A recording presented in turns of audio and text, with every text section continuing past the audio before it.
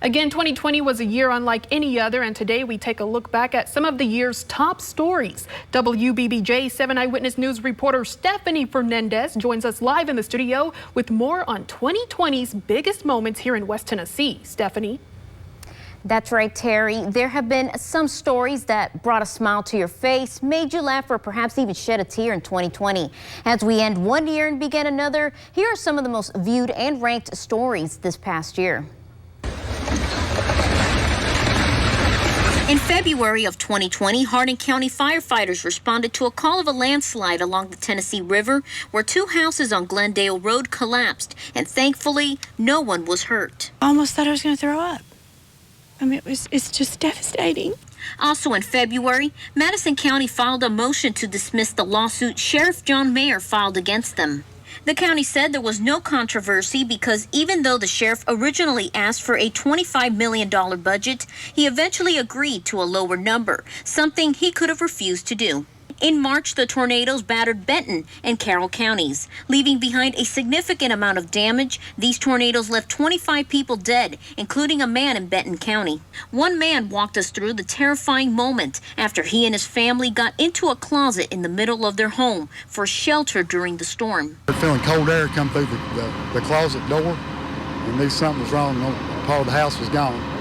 After that, we got out and looked, and the house was pretty much destroyed. In June, the death of George Floyd led to protests and demonstrations across the country, including here in West Tennessee. I decided to come out because I felt like it was my duty as an African-American male in the United States to protest the injustice that we face. Saying, it doesn't affect me, I'm white, it's not something I really need to fight for right now.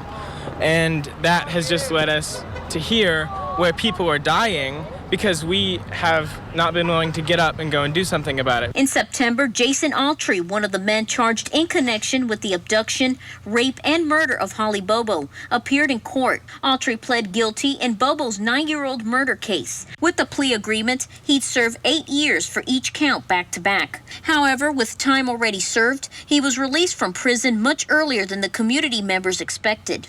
In December, he was again taken into custody on gun, drug, and other charges. Let's let the judicial system go forward with what they do.